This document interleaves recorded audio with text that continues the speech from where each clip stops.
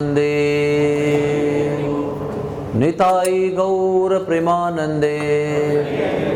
श्रील प्रभुपाद की, श्री श्री गौर निताई की, श्री श्री राधा वृंदावन चंद्र भगवान की, श्री श्री राधा कुंज बिहारी जी की, निताई गौर प्रेमानंदे। ओम नमो भगवते वासुदेवाय।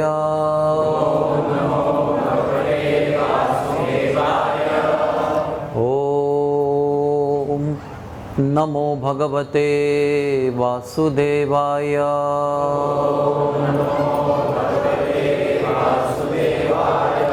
ओम नमो भगवते वासुदेवाय। हरे कृष्णा कृष्ण कृष्ण हरे हरे, हरे राम राम राम हरे हरे। तप्त कांचन गौरांगी, राधे वृंदावनेश्वरी, वृषभानुसुते देवी, प्रणमामि हरिप्रिये। हे कृष्ण करुणा सिंधु, दीनबंधु जगत्पते, गोपेश गोपिका कांत, राधा कांत नमोस्तुते। ओम ज्ञानतिमिरन्धस्य ज्ञानाञ्जनशलाकया चक्षुरुन्मीलितं येन तस्मै श्री गुरुवे नमः। हरे कृष्णा। आप सबका बहुत बहुत धन्यवाद है।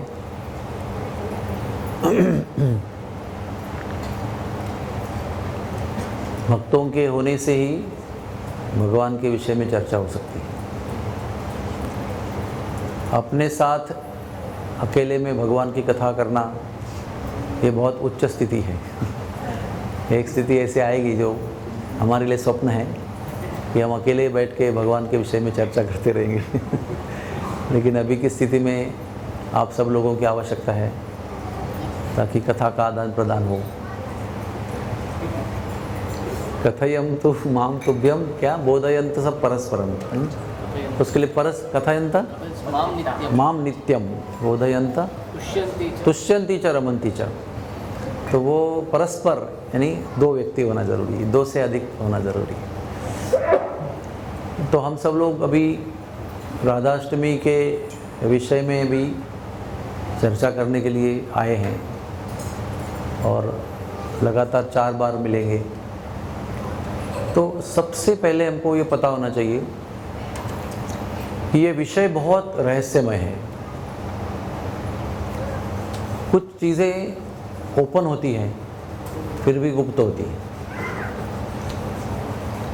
सबको दिखती है लेकिन फिर भी दिखती नहीं है, क्योंकि जो दिखता है वो बहुत ऊपर ऊपर का होता है और जो वास्तव में देखना चाहिए वो नहीं दिखता है, इसलिए वो रहस्य है। और ये एक स्तर है भौतिक स्थिति, जैसे हम अभी विश्व में जी रहे हैं। कुछ लोग भारतवर्ष में जी रहे हैं, कुछ लोग अमेरिका में जी रहे हैं। तो सब जगह कैसे भौतिकता है। Everywhere there is material consciousness. अभी मैं आते वक्त चर्चा कर रहा था कि विदेश में केवल भौतिकता है और भौतिकता कैसे और अधिक विस्तारित करनी है और अधिक हमारा भौतिकता में आनंद कैसे मिलेगा उसके विषय में संशोधन है पूरा। जैसे शरीर का भोग और अच्छी तरह से कैसे विस्तार किया जाए उसके बारे में बहुत रिसर्च है, सेमिनार्स है, गाइडेंस है। ये करो, ये एंजॉय करो, ये करना चाहिए, ये आपका हक है, ये आपका अधिकार है, ये बहुत नॉर्मल है, इसको ऐसे विस्तारित करो, इसके ऐसे विस्तारित करो। जैसे शादी में कैसे होता है ना, बहुत जलेबी का आयोजन होता है बहुत सारा, तो शादी में कोई बंधन लेता नहीं है कि खाओ जितना चाहे उतना खाओ। तो कुछ लोग आके आपको मिलेंगे, आपको जलेबी खानी है बहुत सारी, तो हर 2 जलेबी के बाद में आधा ग्लास छाछ पियो, फिर आपको जलेबी खाने की कैपेसिटी बढ़ जाएगी।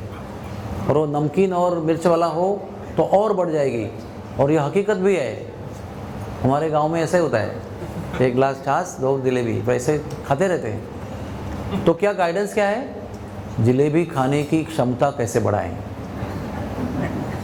ये तो मैंने बहुत साधारण वस्तु बताई आपको। शरीर का सबसे जो ग्रॉस स्थूल आनंद है वो कैसे बढ़ाएं, उसके लिए क्या क्या ट्रिक्स करें। शराब भी पिए तो कितनी ज़्यादा पीकर भी कैसे कंट्रोल में रहे, इसका भी ट्रेनिंग होता है। क्या बताऊं आपको, इतना घटिया आजकल का लाइफ है ना कि आगे का यहाँ इस व्यासपीठ पर बैठकर चर्चा भी नहीं कर सकते कि लोग क्या क्या सोचते हैं, क्या क्या करते हैं, और क्या उन पे अंदर विकृतियाँ निर्माण होती है कि साधारण मार्ग से अनुभव नहीं मिलता है अच्छा, तो फिर विकृति से करते हैं प्रयत्न, फिर और विकृति में विकृति के अंदर और विकृति की विकृति, ऐसे करते करते करते इतने निचले कीचड़ में चले जाते हैं। कचरे का डिब्बा होता है ना, उसके अंदर ऊपर सूखा सूखा कचरा होता है, जैसे आप निकालते जाएंगे ना तो अंदर गीला और सड़ा हुआ कचरा मिलेगा। तो वो जो नीचे का, सबसे नीचे का सड़ा हुआ, कीड़े पड़ा हुआ, गीला प्यूट्रिफाइड कचरा है, वो है वेस्टर्न सिविलाइजेशन। हमको उनके वजह कोई दुश्मनी नहीं है, हमको उनके प्रति कोई शत्रुत्व नहीं है। हमको केवल इतना ही देखना है कि हमारे देश के भाग्यवान जीव उस कीचड़ में ना फंसे।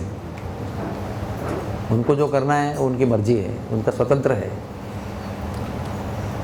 तो उसके अगेंस्ट अपना भारत देश है। यहाँ तक कि अगर प्रवचन करना है तो प्रवचन की क्षमता बढ़ाने के लिए क्या क्या कर सकते हैं, ये शास्त्र केवल भारत में मिलेगा। जैसे मैं एक बार बरसाना के बहुत महान संत जो हैं रमेश बाबा जी महाराज के पास बैठा था, और वो मुझे पूछ रहे थे राधानाथ महाराज जी कैसे हैं, और वो मैंने कहा थोड़े से बीमार रहते हैं, बहुत पुरानी बात है, उनको भी बहुत कथा करने से श्रम होता है बहुत। तो उन्होंने ना इतने बड़े उम्र, उनसे भी महाराज जी से भी कम से कम महाराज जी से कम 15 साल बड़े हैं वो। तो झट से उन्होंने ना उल्टी छलांग लगा दी, हाथ पे खड़े हो गए उल्टे मेरे सामने ही। बोले उनको ये आसन करने को बोलो, ये वृक्षासन है, ये वृक्षासन करेंगे ना तो एक कथा करने के बाद ये आसन करेंगे, थोड़ा सा सांस लेंगे तो 3 घंटे और कथा कर सकते हैं, तो 3 घंटे और गा सकते हैं। इस प्रकार की चर्चा जो है ना वो भारतवर्ष में हो सकती है। विदेशी में बोलेंगे कि एक पैग मार लो, फिर और आपके कथा में आपके उत्साह आ जाएगा आपको। ये है सब। फर्क क्या है, वो बहुत भौतिक है, ये हमारा बहुत आध्यात्मिक है, वो बहुत स्थूल है, ग्रॉस है, हमारा बहुत सटल और सूक्ष्म है। फिर वो कुछ खाते रहते हैं, जैसे ऐसी चीज़ें खाते हैं जिनसे से गले में कांस्टेंट गर्मी प्राप्त होती रहती, गला कभी ठंडा नहीं होगा, थकेगा भी नहीं, उसको उष्णता और एनर्जी प्राप्त होती रहेगी। इसलिए वो कभी भी देखें, हम गायक लोग हैं ना, वो गाते गाते आलाप करते हैं, फिर ऐसे करते हैं, कुछ मुंह में रहता है उनके, वो चबाते हैं उसको। सौंठ रहती है उसके अंदर, खड़ी शक्कर रहती है, इलायची रहती है, अदरक रहता है, उसका पूरा गोली बनाकर इधर रखते हैं और बीच में चबाते रहते हैं, उसका रस पीते रहते हैं, तो गले की क्षमता बढ़ती है। इतना सूक्ष्म शास्त्र जो है भारत में, और यहीं पर वो आपको सुविधा है कि आप आत्मा के विषय में जान सकते हैं।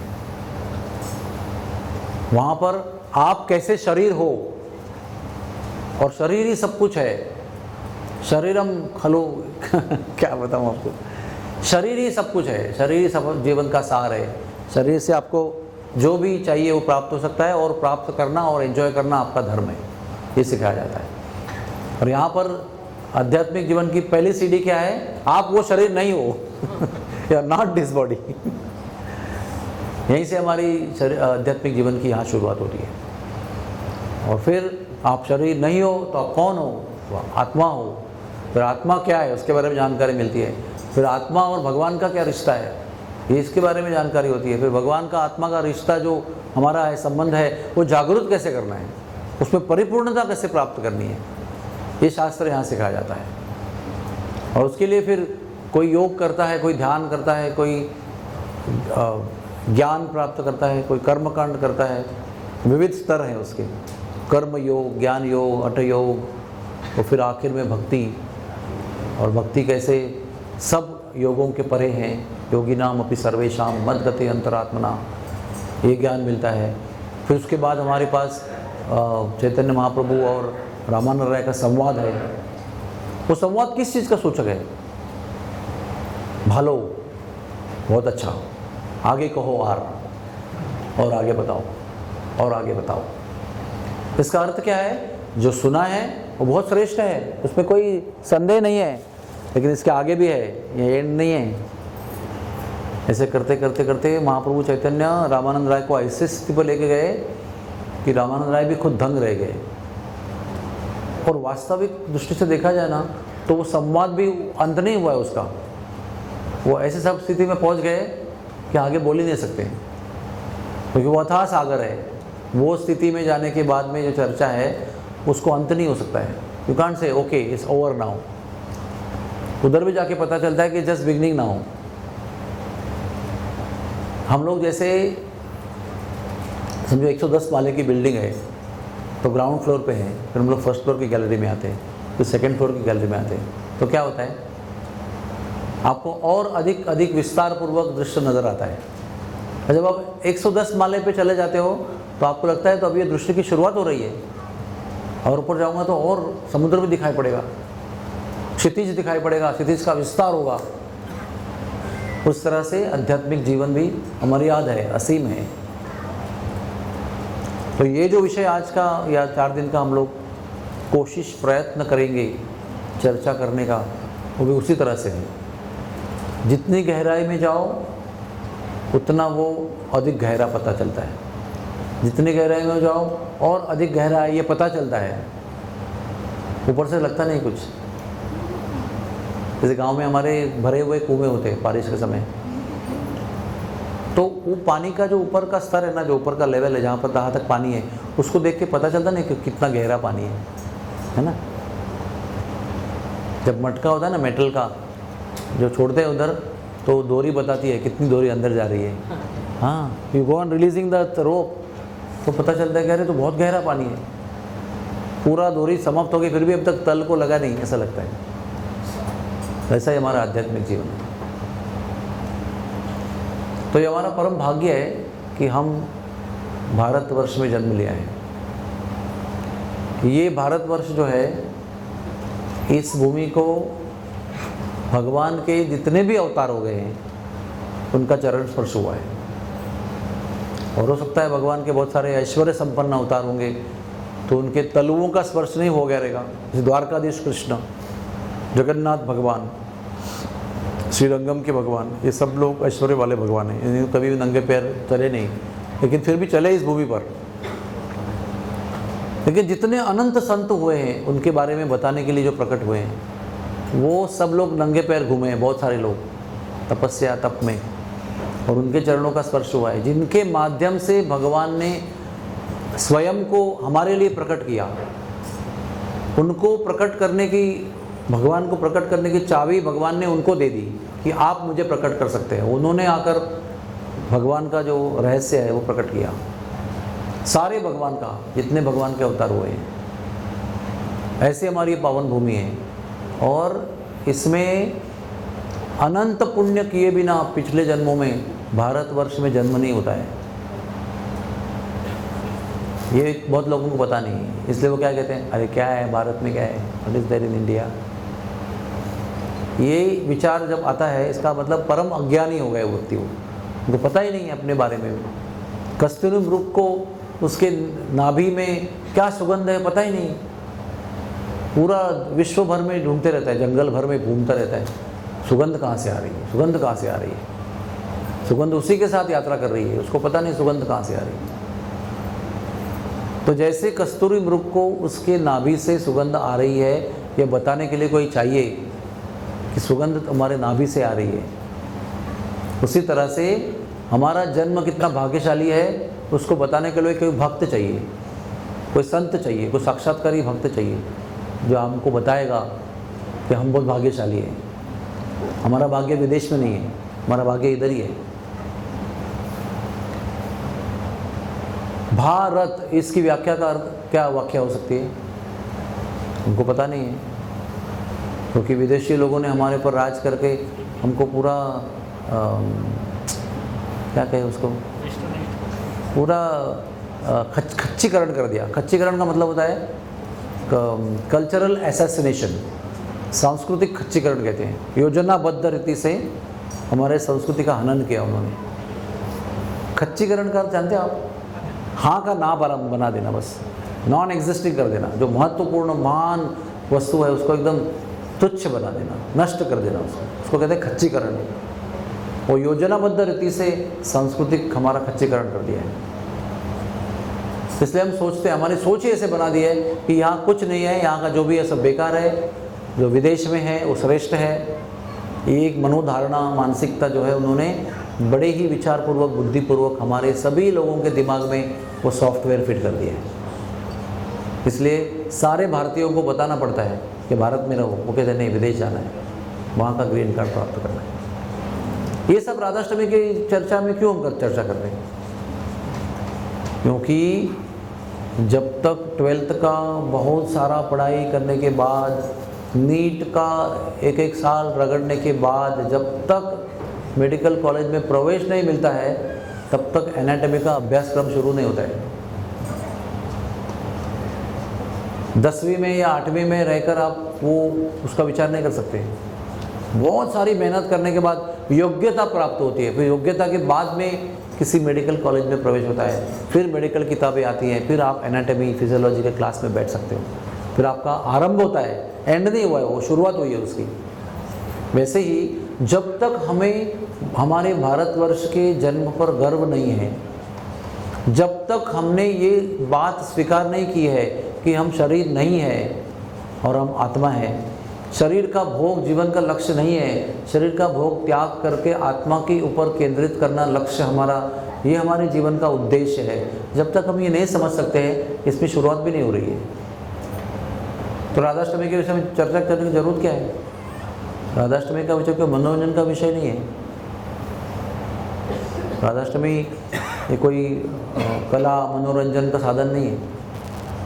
राधाष्टमी ये आध्यात्मिक जीवन के सर्वोच्च विषय की चर्चा है।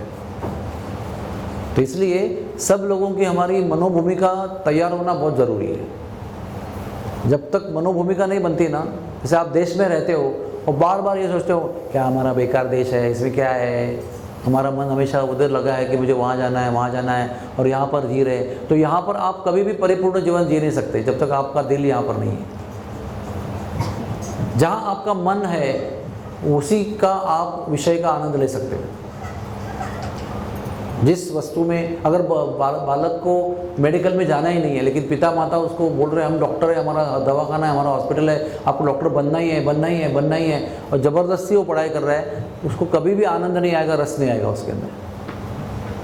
जब उसको स्वयं स्फूर्ति मिलेगी कि मुझे डॉक्टर बनना है, मेरे माता पिता है ठीक है, लेकिन मुझे स्वयं डॉक्टर बनना है, तो उसमें उसको पूरा रस आएगा और पूरा लाभ भी उसको प्राप्त होगा। वैसे हम जब तक हमारा जीवन का अधिष्ठान शरीर और शरीर के इंद्रिय भोग में बसा हुआ है, तब तक ये you are not this body, you are not this body कितना भी बोलेंगे, उसमें कोई उसको रस नहीं आएगा। जब अंदर से अनुभूति होगी कि हाँ इस शरीर के इंद्रियों के विषयों के भोग में कोई आनंद नहीं है, केवल विफलता है, केवल फ्रस्ट्रेशन है, तब जाके उसके अंदर कुतूहल जगेगा कि आध्यात्मिक जीवन क्या है। फिर उसमें वो रमेगा, फिर उसमें प्रगति करेगा, फिर उसमें उसको थोड़ा थोड़ा स्वाद आने लगेगा। और ये जो थोड़ा थोड़ा स्वाद आने लगेगा ना, ये स्वाद की पराकाष्ठा है राधा रानी का तत्व। ये हमारे साइंस में एक होता है पीएचडी, आप जानते हैं ना पीएचडी, डॉक्टरेट, लेकिन उसके ऊपर भी एक होता है डॉक्टर ऑफ साइंस, डीएससी। जैसे हमारी भाषा में कहते हैं कि वो PhD का बाप होता है, it's a big degree, doctor of science. उसको PhD के बाद में 5-6 साल लगते हैं अगर जल्दी जल्दी करेंगे तो।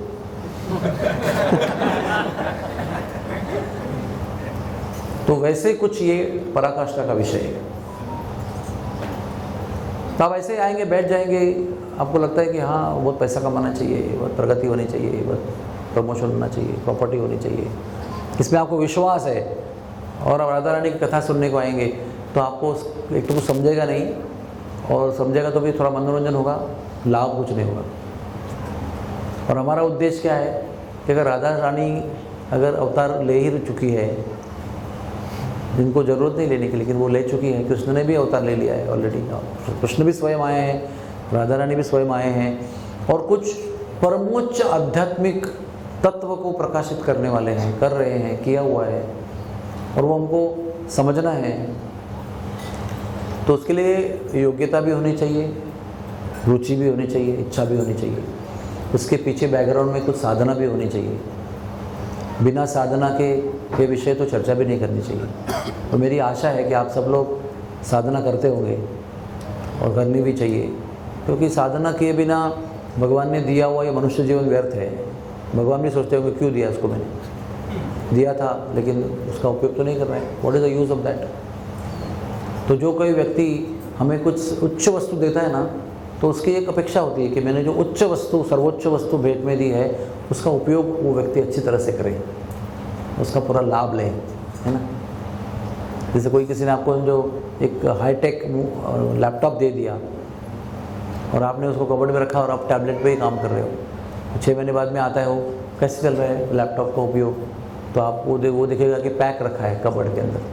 तो क्या लगता है उसको, मैंने इतनी उच्च वस्तु उसको भेंट में दी काम के लिए, लेकिन वो तो उपयोग ही नहीं कर रहा है, तो कुछ फालतू चीज़ का उपयोग कर रहा है। तो वैसे ही जब राधा और कृष्ण आए और उन्होंने जो भी कुछ यहाँ प्रकट किया, और वो हमें वो देने का प्रयास कर रहे हैं, और हम लोगों का दिल अभी तक तो इंद्रिय भोग के विषय में ही लगा हुआ है, यही चाहिए वो चाहिए। तो उनको ये हो सकता है कि अरे हम तो बेकार में आए और इनको दिया भी बेकार में। तो जो देते हैं ना सर्वोच्च वस्तु, उनको भी उस वस्तु का सर्वोच्च उपयोग करके हमें समाधान देना चाहिए कि आपने जो दिया तो हमने सार्थक किया उसका, और सार्थक करने के लिए हम सबको रुचि होनी चाहिए। नहीं तो फिर ये विषय ऐसे भी लिखा गया है शास्त्र में कि ये विषय में अगर हम अयोग्यता में चर्चा करेंगे तो इंद्रियों के विषय में और आसक्ति बढ़ेगी। आपको समझ में आया कुछ? अगर साधना न करते हुए अगर दशम स्कंद की लीलाओं को आप श्रवण करेंगे, रास लीला का श्रवण करेंगे, तो आपके काम वासना का वर्धन होगा, बढ़ेगी आपकी वासना, क्योंकि हम लोग राइट मूड में नहीं आए उसके अंदर। लेकिन जब सिद्ध भी नहीं हुए, हम परफेक्ट भी नहीं हुए, लेकिन प्रामाणिकता से साधना करने का नियम से प्रयास कर रहे हैं, तो वही जो रास लीला है वो काम मर्दिनी लीला बन जाती है। काम मर्दिनी का मतलब क्या है? काम भावना का मर्दन होता है उसके अंदर, काम भावना का नाश होता है।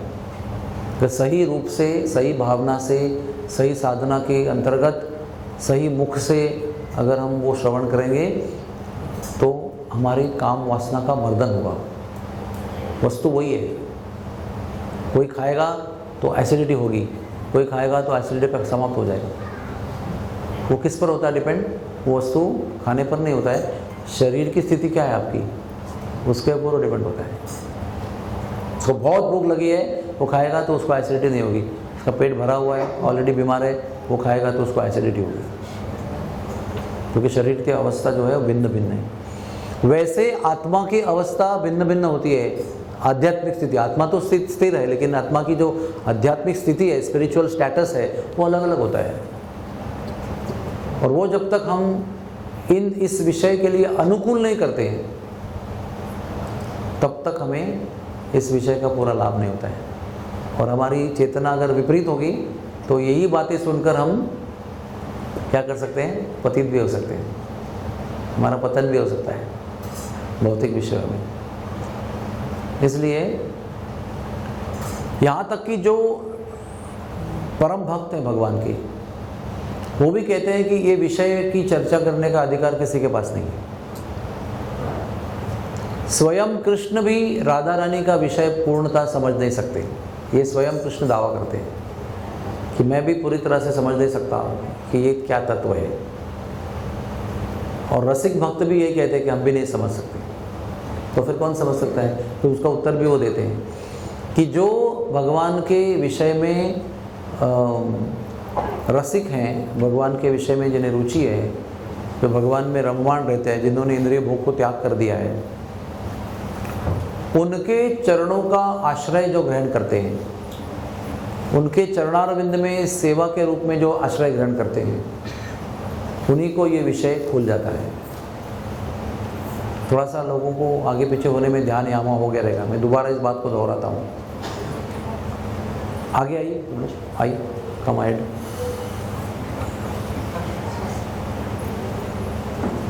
कोई भी योग्य भक्त जो है भगवान का, वो अपने आप को कभी भी राधा रानी के विषय में चर्चा करने के लिए योग्य नहीं समझता है। फिर भी हम चर्चा करते हैं कर्तव्य के रूप में, हमारे आत्मा के उद्धार के लिए। लेकिन इसमें रुचि तब उत्पन्न होती है जब रसिक भक्तों के चरणों में हम आश्रय ग्रहण करते हैं। और यही रसिक भक्त जो हैं, रसिक संत जन जो हैं, वो आचार्य के रूप में जन्म लेते हैं। जैसे कि ललिता देवी स्वरूप दामोदर के रूप में आई, विशाखा देवी रामानंद राय के रूप में आई, राधा रानी गदाधर पंडित के रूप में आई, बहुत सारी मंजरियाँ गोस्वामियों के रूप में आई, रूप मंजरी, लवंग मंजरी, रूप गोस्वामी, सनातन गोस्वामी। तो वो इस रूप में क्यों आते हैं? क्योंकि जो रूप मंजरी के रूप में रहेंगे तो हम उनको अप्रोच नहीं कर सकते, नो चांस टू अप्रोच। और जब रूप गोस्वामी बनकर आते हैं तो संप्रदाय में संलग्न हो जाते हैं, उस संप्रदाय में हम दीक्षा लेते हैं। तो अभी भी हम रूप गोस्वामी से नहीं मिले हैं, लेकिन रूप गोस्वामी जो संप्रदाय में जुड़े हुए हैं उसमें हमारा भी कनेक्शन हो चुका है। तो वो कृपा जो है वो गुरु परंपरा से हमारे तक पहुंच रही है। लेकिन केवल जुड़ने से काम नहीं होता है, उसमें समर्पण होना चाहिए। उनके गुरु शिष्य परंपरा संप्रदाय की जो शिक्षा है उसको पालन करने में समर्पण होना चाहिए, डेडिकेशन होना चाहिए, हृदय से, मन से उनको पालन करना चाहिए। भले हमारी सिद्धि नहीं हुई है, काम वासना नष्ट नहीं हुई है, क्रोध नष्ट नहीं हुआ है, मोह नष्ट नहीं हुआ है, विकार नष्ट नहीं हुए, लेकिन फिर भी उनके द्वारा दी गई शिक्षा और उनके द्वारा दिए गए नियम को पालन करने में हमारा समर्पण कम से कम होना चाहिए। I am dedicated to follow. बाद में क्या मेरे आत्मा का शुद्धिकरण होगा वो भगवान और गुरु जी के ऊपर है, लेकिन मैं मेरी तरफ से प्रामाणिकता से, सिंसियरली इसको पालन करूँगा। और ऐसी मनोवृत्ति से जब हम आगे बढ़ते हैं तो उनकी कृपा होती है। तो उनकी कृपा से फिर इस विषय का दरवाज़ा खुल जाता है। इसका मतलब इस विषय में पारंगत नहीं होते, ये बोलते हैं ना एंट्री मिलेगी, थोड़ा सा अंदर क्या चल रहा है। वो लालबाग का गणपति पता है क्या हो रहा है? लालबाग का गणपति में लाखों लोगों की भीड़ जमा हो रही है, लाखों लोगों की। पुलिस लोगों को तो उनको कंट्रोल करना इम्पॉसिबल हो गया। एक फिल्म आई थी, वो सब लोग खाली स्टैम्पेड में गिर रहे हैं, बस बच्चे, बूढ़े, औरतें, आदमी, सब लोग एक के ऊपर गिर रहे हैं। पुलिस लोगों का बैरिकेड तोड़ रहे हैं और लालबाग का गणपति तो दूर ही रह गया, दर्शन भी नहीं हो रहा है उसका। वैसी स्थिति हमारी हो सकती है, झांकी भी नहीं दिखेगी आपको क्या हो रहा है। समझो ये मंदिर 1000-1500 लोगों के द्वारा फिल हो गया तो नीचे लोग तो तरसते रहेंगे, अरे प्रभुपाद कैसे दिखते होंगे, वो श्रृंगार कैसे हो गया होगा गौरवताई का, उनको समझेगा ही नहीं कुछ। अगर आप टीवी लगाए तो ठीक है, लेकिन नहीं लगाएं तो तरपते रह जाएंगे, वो झांकी भी नहीं मिलेगी। तो ये जब कृपा संतों की होती है, रसिक भक्तों की, तो केवल झांकी दिखना आरंभ होता है, आगे बहुत कुछ है। और तो एनीवेज सारांश में कहा जाए तो हमें साधना में बहुत प्रामाणिक होना चाहिए, बहुत सिंसियर होना चाहिए। तब जाके ये राधाष्टमी आएगी तो कुछ समझ में आएगा कि क्या हमें भगवान संदेश देना चाहते हैं, what message he is trying to give अस।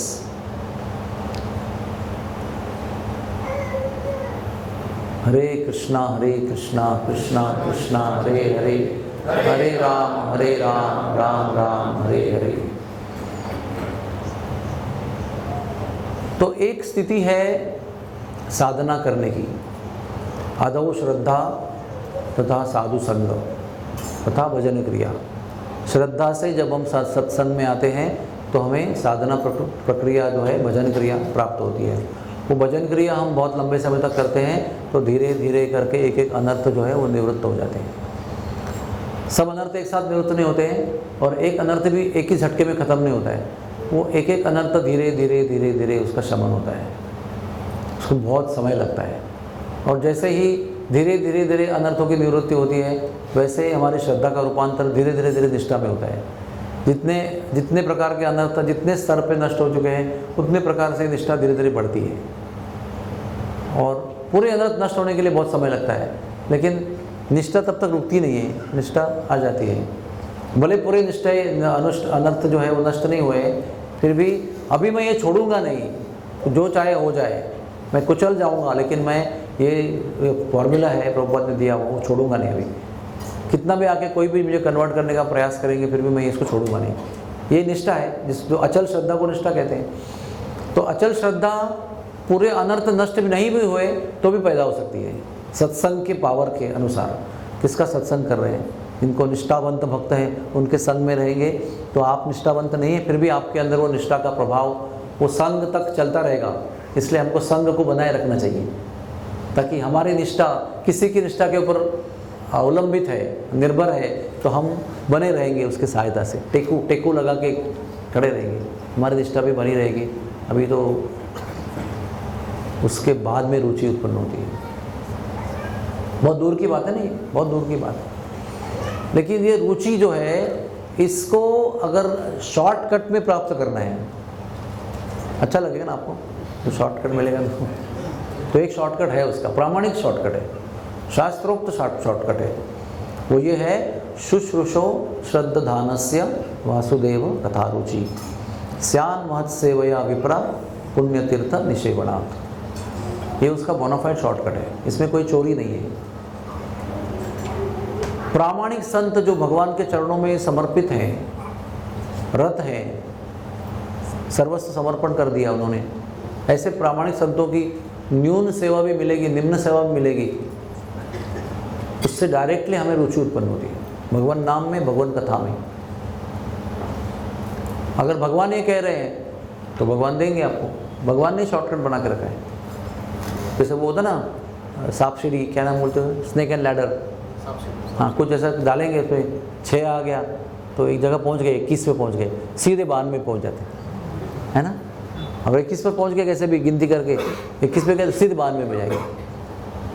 वो क्या है, शॉर्टकट है ना, वो लक है हमारा। लेकिन वो आयोजन बना के रखा है, अगर 21 पे पहुंच जाएंगे तो 52 में डायरेक्ट पहुंच जाएंगे, बीच में का रास्ता आप खाली हो गया, फ्लाई ओवर।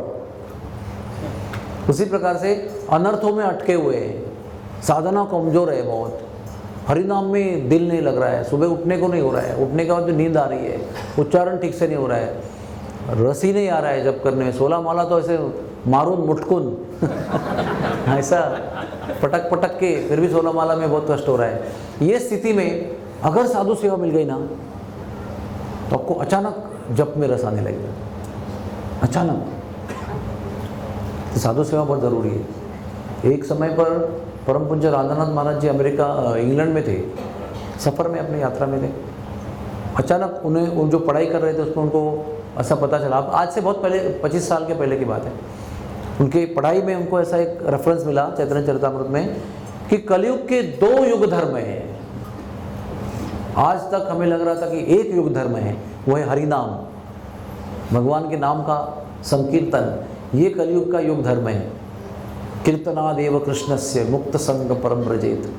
लेकिन उन्होंने कहा एक और भी युग धर्म है, वो है वैष्णवों की सेवा। वैष्णवों की सेवा ये भी युग धर्म है, to serve the devotees is also युग धर्म। और जो पहला युग धर्म है उसमें रुचि उत्पन्न करनी है तो दूसरा युग धर्म जो है वो सहायता करेगा आपको। और वो पहले युग धर्म से आसान है, क्योंकि नाम रुचि उत्पन्न करना बहुत कठिन है, लेकिन संतों की सेवा करना इतना कठिन नहीं है। समझा बोलेंगे इसका कपड़ा धो लो, धो सकते हैं आप, कि बर्तन मांज लो, धो सकते हैं, उनका बेड ठीक करो, तो झाड़ू लगाओ रूम में, कर सकते हैं। इतना सा करने से, संतों के लिए जब करते हैं तो नाम रुचि उत्पन्न होती है, भगवत कथा रुचि उत्पन्न होती है। और फिर एक बार रुचि उत्पन्न हो गई, फिर आपकी गाड़ी बहुत फास्ट चलती है। तो इसलिए कभी भी किसी भी संत की सेवा करने में चूकना नहीं। और आपको लगेगा कि अरे जब भी कोई सन्यासी आएंगे ना तो उनकी सेवा मिलनी चाहिए। ये सब भक्त लोग क्या है, नॉर्मल भक्त लोग। ये हमारी मनोधारणा है। बाय द वे, हम लोगों को बताया जाए कि परम पूज्य राधानाथ महाराज की कपड़े धोने का मौका मिल रहा है तो 50 लोग टूट पड़ेंगे उसके बाद। लेकिन कोई बीमार भक्त है, उसको टाइफाइड हो गया है, ब्रह्मचारी है, तो कपड़ा धोने के लिए कोई नहीं है, कोई बोलेगा कुछ हो सकते हैं क्या, तो सब लोग बोले मैं नहीं, मैं टाइम नहीं, मैं जा रहा हूँ। क्योंकि हमारे मन में वो भी भेद है कि ये एडवांस डिवोटी है, ये ऑर्डिनरी डिवोटी है, ये गृहस्थ है, ये सन्यासी है, ऐसा है वैसा है। हम लोग वैसे भेद करते हैं और अपना सेवा का नियुक्ति उसके ऊपर करते हैं। लेकिन भक्तों की सेवा यानी जो हमारे से कनिष्ठ भी हो, हमारे से इक्वल भी हो, हमारे से वरिष्ठ भी हो, सन्यासी हो, गुरु हो, जो मिलेगा, जिस भक्त की मिलेगा उसकी सेवा करने के लिए तत्पर रहना चाहिए। और ज़रूरी नहीं कि हमें वो केवल कपड़ा धोने की या बर्तन मांजने की सेवा मिले। जो ज़रूरी है, जैसे हमारे हॉस्पिस वृंदावन में बहुत सारे विदेशी भक्त आते हैं एडमिट होने के लिए, लास्ट स्टेज में आते हैं, और कोई जर्मन होता है, कोई रशियन होता है, कोई इटालियन होता है, उनको इटालियन के अलावा कुछ भाषा ही नहीं आती है और यहाँ के लोगों को पता नहीं है। तो हम लोग ढूंढते हैं मंदिर में कोई इटालियन भक्त है तो कम से कम आप 2 घंटा बैठो, ट्रांसलेट करो उसको, कहाँ दर्द हो रहा है, क्या हो रहा है, समझाने के लिए। तो वो कहते हैं नहीं, वो दीनबंधु प्रभु की नंदगांव में यात्रा जा रही है, फ्री ऑफ चार्ज, मैं उस पर जा रहा हूँ। क्योंकि उनको लगता है कि ये तो क्या है, इतना इंपॉर्टेंट नहीं, कौन है वो, आई डोंट नो वो द डिवोटीज। लेकिन वो महत्वपूर्ण सेवा है, वो मरणासन्न स्थिति में है। 1 घंटा के अनुवाद से उसका बहुत सारा प्रॉब्लम सॉल्व हो जाएगा, आपको आशीर्वाद देगा वो मरते मरते। तो उस समय आपकी नंदगांव की फ्री यात्रा को त्याग करना चाहिए आपको और भक्त के चरणों में बैठना चाहिए। क्या करूँ आपके लिए, बताओ व्हाट टू डू। क्योंकि नंदगांव में जाकर, बरसाने जाकर, गोवर्धन की परिक्रमा कर आपको जो नाम, भगवान नाम की रुचि नहीं उत्पन्न होगी, वो 1 घंटा में होगी उस भक्त की सेवा करके। क्योंकि वो भक्त कृष्ण का प्रामाणिक भक्त है और मरणासन्न अवस्था में है, बहुत विकट अवस्था में है। उस विकट अवस्था में आप उसकी सेवा करेंगे तो भगवान आपको 50 यात्रा के अंदर भी जो लाभ नहीं होगा वो 1 घंटे में देंगे आपको, क्योंकि आप उनके भक्त की सेवा कर रहे हैं। ये जब भाव होगा ना, तब ये सब राधाष्टमी, जन्माष्टमी हमारे रिलेवेंट है। तब तक सब शास्त्र है, किताब में रहेगा, वो किताब से दिमाग में जाएगा, दिमाग से हृदय में नहीं उतरेगा। ज्ञान का रूपांतर साक्षात्कार में नहीं होगा, पांडित्य में होगा, साक्षात्कार में नहीं होगा। इसलिए सबसे बड़ा धर्म है वैष्णवों की सेवा। उसके बाद अपने आप आपके पीछे पीछे नाम रुचि भाग के आएगी, आसक्ति भाग के आएगी, वासुदेव कथा रुचि आपके पीछे पीछे आएगी। आपको विशेष परिश्रम नहीं करना पड़ेगा। वो बड़े बड़े फॉर्मूला, इस टाइम पे ऐसे सांस लो, ऐसे बैठो, एक माला जप करो, फिर तब भी सांस लो, फिर करो, ऐसे बहुत सारे सेमिनार होते हैं। लेकिन वो सेमिनार के परे है वैष्णव की सेवा। वैष्णव की सेवा करते ही जहाँ बैठेंगे वहाँ नाम में रुचि लगेगी आपको। एक बार भी झपकी लगेगी नहीं, ये वादा है वैष्णव सेवा का परिणाम का।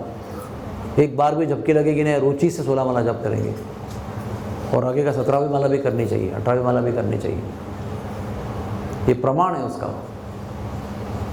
ये सब किए बिना केवल राधा रानी की कथा सुननी है, कृष्ण की कथा सुननी है, ब्रज की कथा सुननी है, ये सब एक क्या कहते हैं ना, एक खोखला इच्छाएं हैं, एम्प्टी, सब्सटेंसलेस डिज़ायर।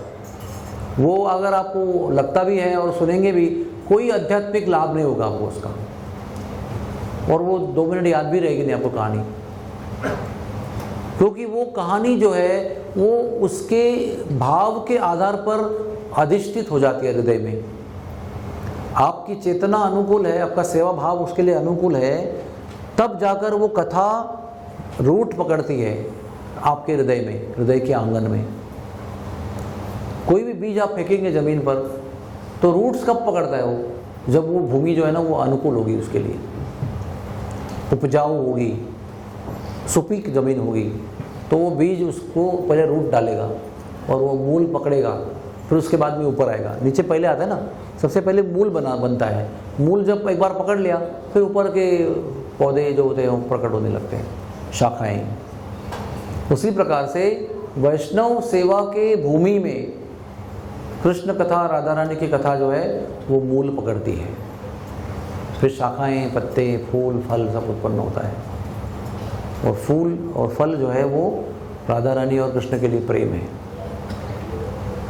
तो ये सबका साइंस है।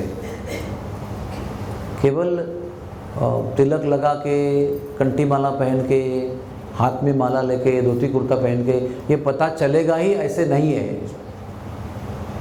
इसके लिए हृदय के सेवा भाव की आवश्यकता है, और वही सेवा भाव पूरे ब्रजभूमि का स्थायी भाव है। पूरे ब्रजभूमि का दास्य रस का भी सेवा भाव स्थायी भाव है, साख्य रस का भी बेसिस सेवा भाव है, माता पिता का जो प्रेम है, वात्सल्य, नंद यशोदा का, वो भी सेवा में आधारित है, गोपियों का श्रृंगार रस, माधुरी रस भी सेवा में बेस्ड है। सेवा के बिना कोई रस बनता ही नहीं है।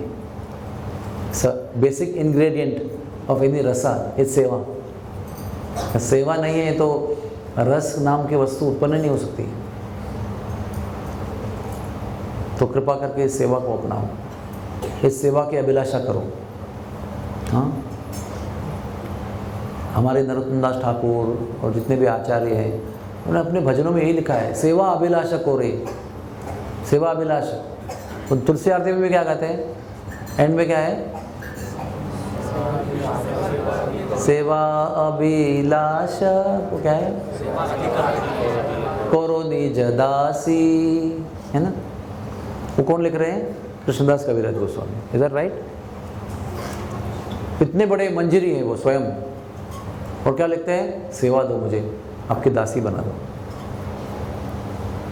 ये भाव जो है ना, इसको किंकरी भाव कहते हैं ब्रज की भाषा में।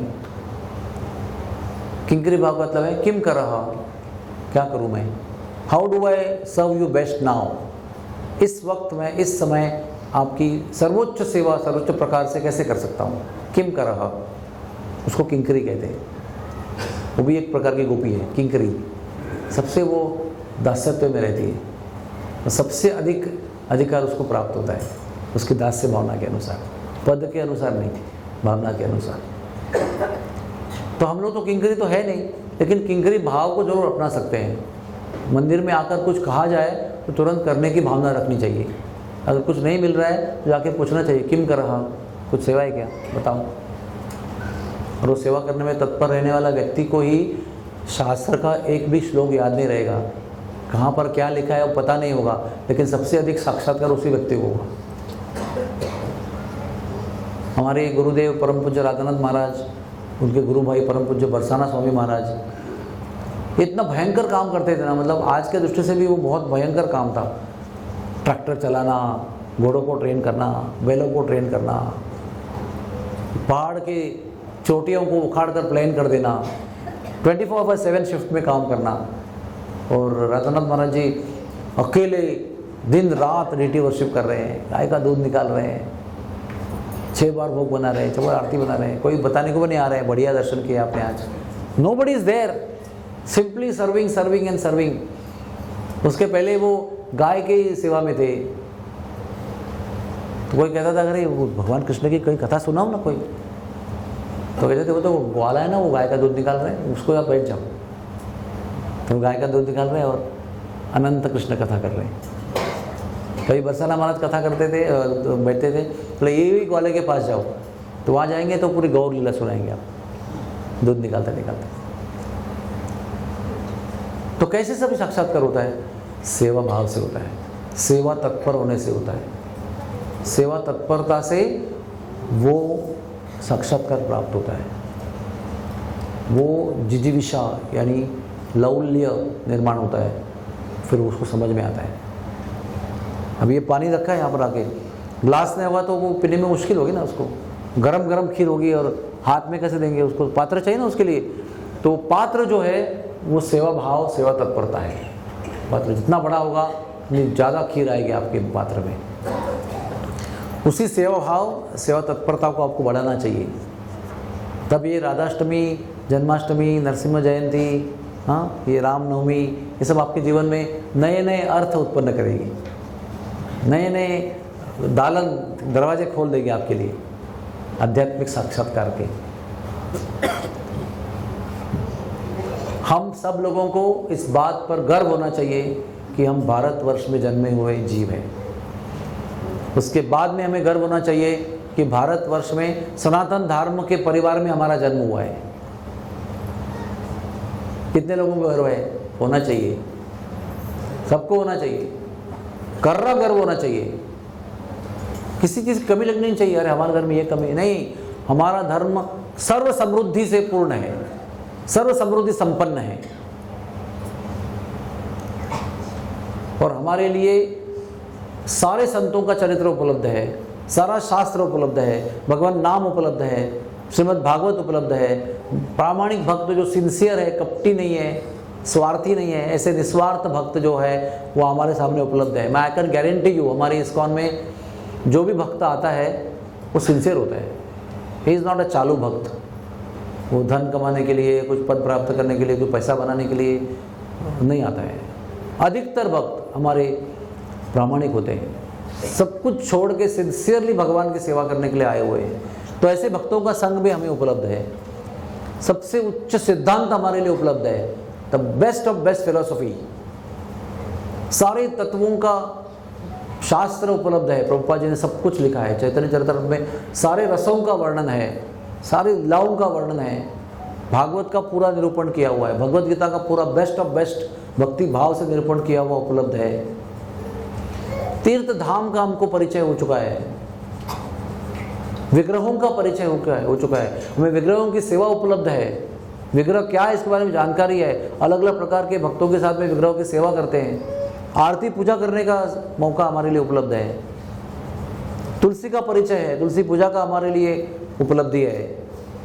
क्या क्या बताएं, नाम हो गया, सत्संग हो गया, भागवत हो गया, विग्रह हो गए, धाम हो गया, तुलसी हो गई, सब कुछ उपलब्ध है हमारे लिए। ऐसा हमारा भाग्यवान जन्म है और हमारा भाग्यवान अप्रोच है। हमको सब सुविधा उपलब्ध है, इस पर हमें गर्व होना चाहिए। हमारे पास मर्सिडीज गाड़ी नहीं है, हमारे पास वो नहीं है, हमारे पास वो रोलेक्स वॉच नहीं है, हमारे पास जस्ट इन टाइम वॉच नहीं है, ये सब कुछ नहीं होगा तो फ़र्क नहीं पड़ता है। लेकिन ये सब चीज़ जो हमें प्राप्त है उसका पूरा लाभ हमने ले लिया तो हमारा यही जीवन, हमारा सब परिवार धन्य हो जाएगा। हम ही नहीं धन्य होंगे, हमारे पास जो भी आएगा वो सब लोग धन्य हो जाएंगे। इतना हमारा भाग्यशाली जीवन है। संतों के साथ हम यात्रा जा सकते हैं, वहाँ पर जाकर प्योर कृष्ण कथा, निरपेक्ष, निस्वार्थ, सर्वोच्च कोटि की कृष्ण कथा सुनने का अवसर हमें प्राप्त है। बताइए है कि नहीं है? सबको उपलब्ध है। हमारे जैसा कथा में बैठ कर गुरु जी 6 घंटा कथा कर रहे हैं, ऐसा अवसर सबको प्राप्त नहीं होता है। हमारे मंदिर में हमने एक ज़माने में, अभी तो महाराज थोड़े से वयोवृद्ध हो गए हैं, लेकिन हर गौर पूर्णिमा में 6-6 दिन 6-6 घंटा रोज कथा करते थे। जन्माष्टमी में भी ऐसे ही होता था, 6 दिन 7-7 घंटे। जन्माष्टमी के दिन तो सुबह 8 बजे से दोपहर 3 बजे तक, और मंदिर में सेवा करने का, आगे तैयारी करने से कथा समाप्त करनी पड़ती थी। ऐसे कथा होती थी।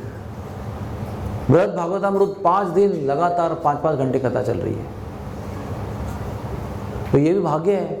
तो आधा घंटे में हम यहाँ वहाँ देखने लगते हैं, क्या हो रहा है भाई, इतना क्यों बोल रहे हैं? प्रसाद का इंतजाम कुछ है कि नहीं? चुलबुल त्याला म्हणतात मराठी, चुलबुल, सब सभागृह में चुलबुल हो जाती है। लेकिन हमें वो अवसर मिला है, प्राप्त है कि घंटों घंटों एक जगह बैठकर कथा सुनने की क्षमता जो है वो यहाँ पर तैयार की गई है, और तैयार करनी भी चाहिए। क्योंकि एकाग्रता से न थकते हुए श्रवण करना भी एक बहुत बड़ी प्राप्ति है।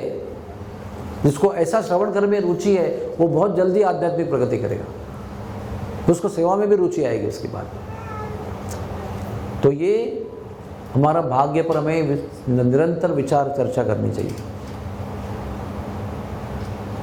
जब भाग्य पता चलता है, भाग्य पर गर्व करते हैं, भाग्य पर चिंतन करते हैं, तो भाग्य का और उदय होता है, भाग्य की प्रगति होती है। और हमारा तो भाग्य ही भाग्य है, मैं आपको हृदय से कह रहा हूँ, हमारा तो भाग्य ही भाग्य है। हमको कोई रोने की जरूरत ही नहीं है। कोई कष्ट भी हुआ, कोई कर्मों की वजह से कोई तकलीफ भी हुई, डोंट वरी, हमारा इतना भाग्य है कि हमारे सारे दुखों को मिटा देगा वो, अगर उसका लाभ लेंगे तो। क्या करते हैं?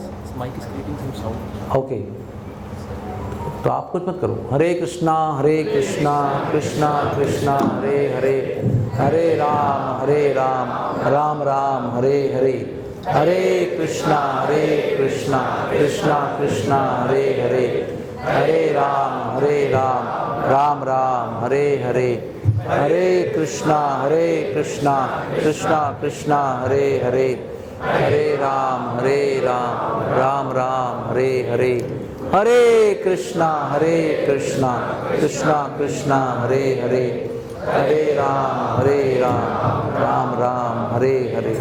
टाइट करो।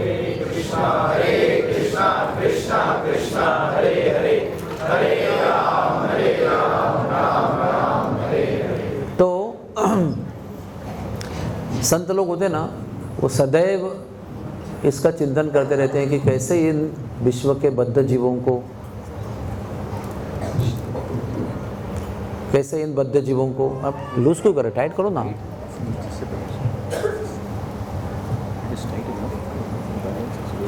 हरे कृष्णा।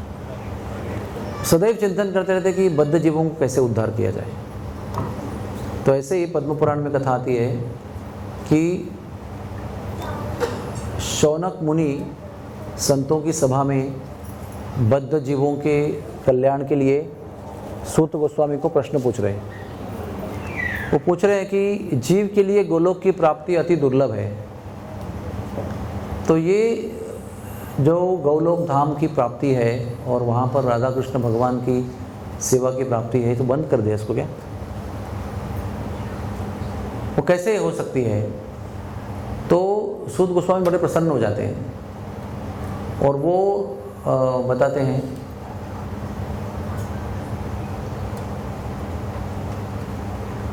हरे कृष्णा कृष्णा कृष्णा हरे हरे, हरे राम राम राम हरे। जब तक आपके अंदर, हृदय के अंदर राधा रानी कृष्ण के विषय में उत्सुकता पर्याप्त मात्रा में उत्पन्न नहीं होगी, तब तक ये कुछ ना कुछ होते रहेगा और कथा शुरू ही नहीं होगी। ध्यान रखना इस बात का। ये सब ऊपर से कंट्रोल्ड है, हाँ, सेंट्रली कंट्रोल्ड। मैं तो कठपुतली हूँ, मैं कुछ भी नहीं हूँ, बहुत सारा सोच के आया होगा, लेकिन मैं बोल नहीं पाऊँगा जब तक सेंट्रल सैंक्शन नहीं होगा। तो सूत गोस्वामी ने उत्तर दिया कि नारद जी ने भी ब्रह्मा जी को ऐसे ही प्रश्न किया था एक बार कि ये जो अति दुर्लभ गौलोक प्राप्ति का विषय है वो कैसे सुलभ हो। ऐसे व्यास मुनि लिख रहे हैं कि उनके गुरुदेव ब्रह्मा जी को पूछ रहे हैं। तो फिर ब्रह्मा जी ने उत्तर दिया, इस असार दुस्तर दुर्धर भवसागर से पार उतरकर श्री राधा और कृष्ण की सेवा गौलोक में प्राप्त करने के लिए क्या करना चाहिए? राधा अष्टमी का व्रत करना चाहिए। इसलिए आज के संध्या में ये कथा बहुत समर्पक है, क्योंकि कल राधाष्टमी है। तो आपकी राधाष्टमी व्रत की भूमिका इससे अच्छी होगी तैयार, ये हमारी आशा है। तो फिर नारद मुनि बहुत खुश हो गए कि राधाष्टमी का व्रत करके गौलोक में राधा कृष्ण की सेवा प्राप्त कर सकते हैं। तो उन्होंने पूछा, 2-4 प्रश्न किए। राधाष्टमी का व्रत कैसे करें? नंबर 1, राधाष्टमी व्रत न करने वालों का क्या होगा? राधाष्टमी का व्रत पहले किसने किया था, ये सब हमें बताइए, और राधा रानी के जन्म के विषय में भी बताइए। ऐसे 4 प्रश्न किए।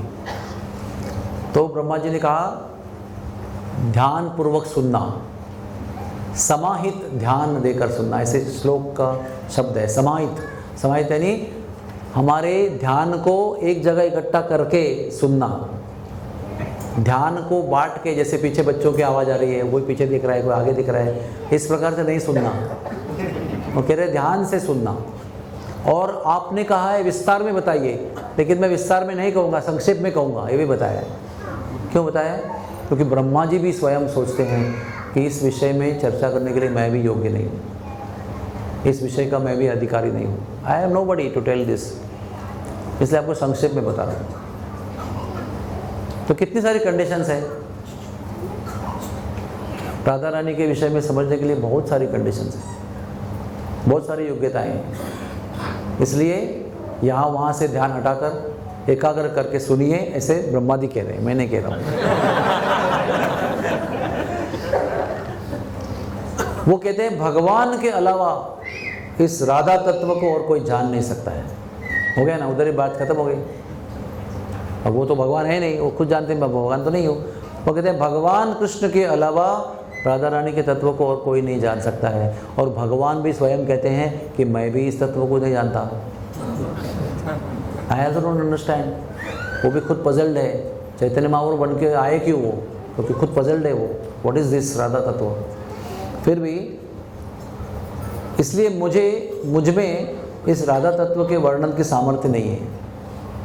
वो कहते हैं कि 1000 एकादशी निर्जल व्रत किया जाए और उसको 100 बार गुणित किया जाए, उतना लाभ एक राधाष्टमी व्रत करने से होता है। और मैंने जन्माष्टमी की कथा में मैंने थोड़ा रिसर्च किया था, तो मुझे पता चला था भविष्य पुराण और ब्रह्म वैवर्त पुराण से कि 21,000 करोड़ एकादशी करने का लाभ एक जन्माष्टमी व्रत करने से होता है।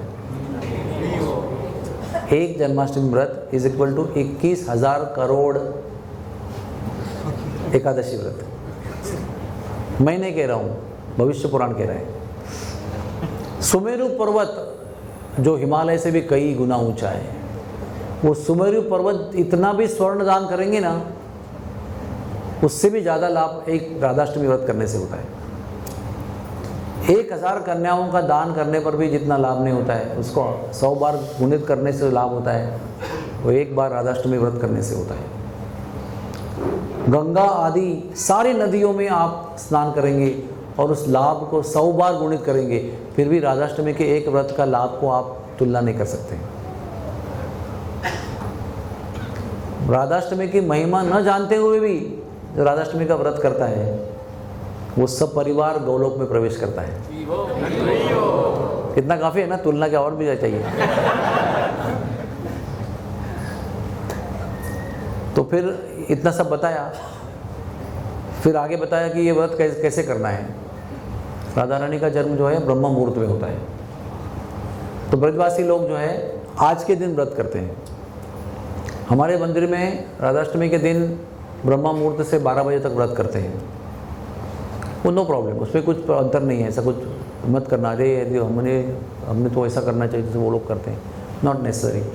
हमें अपने गुरुजी के आदेश के अनुसार अगर हम पालन करेंगे तो वो सब कुछ लाभ उसी में निहित हो जाते हैं। तो व्रत कैसे करना चाहिए?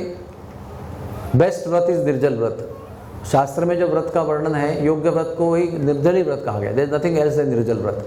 लेकिन जिनको निर्जल व्रत करना बहुत कठिन है, उनको सजल व्रत करना चाहिए, यानी पानी पीकर या कोई जूस पीकर या रस पीकर या दूध पीकर, लिक्विड। चबाने का कुछ काम नहीं, केवल पीना है। अब ये भी जन्माष्टमी के स्टडी में मुझे पता चला कि व्रत में अगर हम कोई चबाने वाली वस्तु खाएंगे तो व्रत का लाभ धीरे धीरे नष्ट हो जाता है। सॉरी टू से। तो अगर निर्जल नहीं हो रहा है तो सजल, और सजल भी नहीं हो रहा है तो सफल, यानी फल के साथ, तो मिनिमम फल ग्रहण कर सकते हैं। और उसके बाद भी किसी को बीमारी है, कोई वृद्ध है, कोई बालक है, कोई गर्भवती स्त्री है, कोई मरणासन्न रोग की अवस्था में है, तो फिर हमारा जो है ना, साबूदाना खिचड़ी, कुट्टू का लड्डू ऐसे पूरी किताबें लिखी हुई है, उसके ऊपर पूरी किताबें लिखी हुई है, क्या क्या कर सकते हैं, क्या क्या खा सकते हैं, हमको क्या क्या छोड़ना चाहिए, वो क्या क्या खा सकते हैं, उसके बारे में पूरा भर भर के वर्णन लिखा हुआ है। उस पर उसमें आप कूद सकते हो, कोई प्रॉब्लम नहीं है। लेकिन सफल के आगे कोई शास्त्र में व्रत की व्याख्या नहीं की गई है। ओके, राधाष्टमी में अच्छा क्या है कि आधा दिन ही व्रत करना है, तो कोशिश करके मनोनिग्रह करके निश्चय करके हम दोपहर तक निर्जल व्रत तो रख ही सकते हैं। अगर आपको कोई डायबिटीज़ की बीमारी है, कोई कैंसर की बीमारी है, कोई तकलीफ है, तो आपके प्रकृति के अनुसार आपको उस प्रकार का व्रत रखना है। और ये भी इम्पोर्टेंट नहीं है कि सजल है कि निर्जल है कि सफल है, आप क्या कर रहे हो, आप क्या कर रहे हो, आप क्या कर रहे हो, कब तक करो, अभी कहाँ तक आ गए आप। नहीं, मैंने तो अभी 10:30 बजे पानी पी लिया। कोई आएगा बोलेगा 11:30 को मैंने एक आधा केला खा लिया, अभी क्या करूँ, ये अपना रिपोर्ट लेते रहते हैं, वो ठीक है। लेकिन उसके ऊपर सबसे बड़ा प्रिंसिपल क्या है व्रत का? व्रत का सबसे इंपॉर्टेंट प्रिंसिपल क्या है? उपवास। ठाकुर जी के निकट रहना, विचार से, स्मृति से, सेवा से, कार्य से, उसमें लगे रहना। और ठाकुर जी की स्मृति बने रहने के लिए क्या आवश्यक है? सजल, निर्जल कि सफल, वो देखना उसके अनुसार। वो नियम आग्रह नहीं करना है। मैं तो ऐसे निर्जला के दिन बकायदा बोल लेता हूँ, जहाँ पर कथा कर रहा हूँ, एक गिलास दूध का शक्कर डाल के रख देना उधर, बीच में कुछ लगा, घंटी बज गई तो तुरंत पी लूँगा, आगे कथा करूँगा, क्योंकि कथा करना ज़्यादा इंपॉर्टेंट है। वो उसके वजह से कथा बंद हो गई तो फिर क्या फ़ायदा है उस व्रत का? कथा में सेवा रुकनी नहीं चाहिए, सॉरी व्रत में सेवा रुकनी नहीं चाहिए। वो सेवा नहीं रुकनी चाहिए, इसके लिए आपको क्या आवश्यक है वो आपको करना चाहिए। Do the needful. उसमें दूध गर्म शक्कर डाल के पी लिया तो कोई व्रत नष्ट नहीं होता है। जब तक भगवान की स्मृति और सेवा निरंतर चल रही है, आपका व्रत अखंड है। तो ये वो व्रत की बात। एक नंबर 1। नंबर 2 क्या करना चाहिए? जिसके घर में राधा कृष्ण के विग्रह है उनको पंचामृत से राधा कृष्ण का अभिषेक करना चाहिए। जिनके घर में नहीं है, जिनके घर में है या मंदिर में जहाँ हो रहा है वहाँ जाना चाहिए, उस अभिषेक को देखना चाहिए या उसको करने में सहायता करनी चाहिए या उसको करना चाहिए। 2। तीसरा, भगवान का सुंदर सुंदर पुष्पों से, अलंकारों से और वस्त्रों से श्रृंगार करना चाहिए। आरती पूजन करना चाहिए, अर्च विग्रह पूजा करनी चाहिए उस दिन। कितने हो गए आइटम? 3 हो गए। चौथा, भगवान को या राधा रानी को जो जो अच्छे अच्छे पसंदीदा व्यंजन है वो प्रेम से बनाकर उनको अर्पण करने चाहिए। कितने हो गए? 4। 5वां आइटम है भगवान की जिनका जन्मदिन है, राधा रानी है, कृष्ण है, नरसिंह भगवान है, जो भी है, बलराम जी है, उनकी कथा का कथन या श्रवण करना चाहिए उस दिन में। है आप सेवा कर रहे हो, भोजन बना रहे हो, कान में उधर स्पीकर से आवाज़ आ रहा है, वो कथा भी सुन रहे हैं, करना चाहिए। और लास्ट और नॉट लीस्ट, 6वां है ना ये, लास्ट वाला है, उस दिन भगवान नाम के हरि नाम कीर्तन में आपको भाग लेना है और नृत्य करने को नहीं भूलना है। You have to dance in Hare Krishna Mahamantra Kirtan, Harinam Sankirtan and sing the holy name of the Lord। इस प्रकार से वर्णन किया है कि राधाष्टमी के व्रत का पालन करना चाहिए। तो मैंने सोचा अरे तो सबको हमारे मंदिर में होता है ऑटोमेटिकली, लेकिन अगर महिमा जान के आप करेंगे तो आप भी ज़्यादा भाग लेंगे, ज़्यादा हृदय से करेंगे, ज़्यादा लाभ होगा आपको। Why knowledge is important? Because knowledge makes you go deeper in the subject। जानकारी आपको उस विषय में और गहराई में प्रवेश करने को मदद करती है। तो ये हुआ एक प्रश्न का उत्तर कि व्रत कैसे करें। और इसके पहले किसने व्रत किया था? तो पद्म पुराण में सूत गोस्वामी जी अभी एक कथा सुनाना आरंभ करते हैं। वो कहते हैं कि एक लीलावती नाम की बहुत सुंदर स्त्री थी, बहुत युवा अवस्था में थी। कहते हैं सुमध्या हरिणी अंगा थी वो, यानी उसके शरीर के हर अंग जो है वो बहुत सुंदर थे। चारु कर्ण, उसके बहुत सुंदर आकर्षक नेत्र कर्ण थे। सुकेशी, बहुत सुंदर रेशमी बाल थे और हर अंग से वो सुंदर थी। लेकिन हुआ ये कि सत्संग ना होने के कारण वो सुंदरता ही उसके माया के अंदर पतन होने का कारण बनी। बहुत बार होता है, सुंदर शरीर भी बहुत बड़ी मुसीबत होती है। बहुत लोगों के लिए उनका सुंदर शरीर, पुरुषों के लिए भी और स्त्रियों के लिए, एक समस्या का कारण बनता है। जो कोई सुंदर नहीं होता है वो एक तरह से खुश होता है, उनको दूसरों से कोई संकट की मुमकिन मतलब पॉसिबिलिटी नहीं होती है। लेकिन जो व्यक्ति सुंदर होता है उसको बहुत संकट होता है। उसी तरह से सत्संग न होने की वजह से सुंदरता का अभिमान हो गया, अभिमान की वजह से माया में पड़ गई और उसने सारे प्रकार के पाप करना शुरू किया। और लिखा है कि एक प्रकार से वेश्या का जीवन वो जी रही थी। वेश्या व्यवसाय नहीं कर रही थी लेकिन वैसे ही जी रही थी, शरीर का दुरुपयोग करते हुए।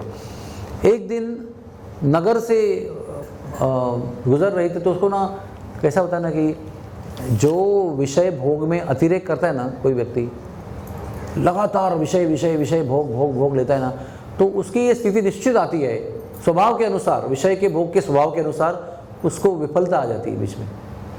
जैसे आपको जलेबी बहुत पसंद है, अब खाए जा रहे, एक समय आएगा आपको उल्टी आने लगेगी उसी जलेबी से। जो आपको इतनी पसंद है, और कुछ देर बाद उसी से आपको दस्त भी होने लगेंगे, उसी से आपको पेट भी खराब हो जाएगा। वो विषय का, विषय भोग की एक स्वभाव है, वो आप ज़्यादा करेंगे तो वो उसका आनंद खत्म हो जाएगा। नहीं मिलेगा तो आप तड़पते रहोगे, लेकिन नहीं मिलकर तड़पना अच्छा बताया गया है, और मिलकर ज़्यादा ग्रहण करके जो होता है वो बहुत बुरा बताया गया है। इंद्रिय भोग के बाद में जो होता है ना, वो बहुत खराब होता है। इंद्रिय भोग ना मिलने पर थोड़ा तड़पेंगे, लेकिन नो प्रॉब्लम। तो एक दिन उसको ना इतना भोग ले लेके वो पछता गई, वो परेशान हो गई, दुखी हो गई, विफलताग्रस्त हो गई। नगर के बाहर आई तो एक मंदिर दिखाई पड़ा। जैसे मुझे यहाँ से गुजर रही तो उनको एक मंदिर दिखाई पड़ा, तो वैसे कुतूहलवश प्रवेश किया उसने। और उस दिन राधा अष्टमी थी, और उस दिन उस मंदिर में सारे जो विरक्त भक्त, बाकी संत भक्त, गृहस्थ भक्त सब मिलकर राधा रानी की सेवा कर रहे थे। क्या क्या कर रहे थे वो अभिषेक कर रहे थे भगवान का पंचामृत से, श्रृंगार कर रहे थे, उनको भोग अर्पण कर रहे थे, वाद्य बजा रहे थे, नृत्य कर रहे थे, गायन कर रहे थे, स्तोत्र गायन कर रहे थे, कथा कर रहे थे, हर प्रकार की सेवा कर रहे थे। तो वो पूछते ये सब क्या है? तो वो कहते हैं आज भादो शुक्ल अष्टमी का राधा अष्टमी का दिन है, ये राधा अष्टमी का उत्सव मना रहे हैं हम लोग। अच्छा, तो उनका वर्णन ऐसा किया गया है साधुओं का पद्म पुराण में कि वो वैष्णव व्रत तत्पर थे, यानी अपने राधाष्टमी के व्रत पालन में बड़े तत्परता से पालन कर रहे थे। तो वैष्णव व्रत तत्पर, ऐसा उनका वर्णन किया गया है। तो श्रद्धा पूर्वक वो बता रहे हैं, अभी वो व्रत तत्पर वैष्णव जो है इस लीलावती को बता रहे हैं। देखो ध्यान से सुनना इसका। श्रद्धा पूर्वक राधाष्टमी का व्रत करने से क्या क्या होता है? स्त्री हत्या, ब्रह्म हत्या, गो हत्या, परस्त्री हरण, विश्वासघात, चोरी, गुरुस्त्री गमन, ये सब पाप नष्ट हो जाते हैं और गौलोक धाम में प्रवेश प्राप्त होता है। अब इसमें एक लिखा है स्त्री हत्या, परस्त्री हरण। कहते हैं स्कंद पुराण में कि 100 ब्रह्म हत्या के बराबर एक स्त्री हत्या है। एक किसी भी स्त्री, पापी हो या पुण्यवती हो या भक्त हो अभक्त हो, किसी भी स्त्री का हत्या या हरण करने से, जैसे रावण ने किया था, 100 ब्रह्म हत्या करने का पाप लगता है। तो दोबारा एक बार पढ़ता हूँ। राधाष्टमी का व्रत करने से श्रद्धापूर्वक क्या क्या नष्ट होता है? स्त्री हत्या का पाप, ब्रह्म हत्या का पाप, गो हत्या का पाप, परस्त्री हरण का पाप, विश्वासघात, चोरी, गुरुस्त्री गमन। पुराने ज़माने में गुरुजी गृहस्थ हुआ करते थे, तो गुरु की पत्नी का भी कुछ लोग भोग लेते थे। हमारे चंद्र देवता ने अपने गुरु बृहस्पति के पत्नी का भोग लिया था, इसलिए वो घटते बढ़ते क्यों हैं? तो गुरु पत्नी का भोग किया था। और एक बड़ा जघन्य पाप है विश्वासघात। विश्वासघात क्या है? कि किसी की आप पर श्रद्धा है और उसके विपरीत आप कार्य कर रहे हो।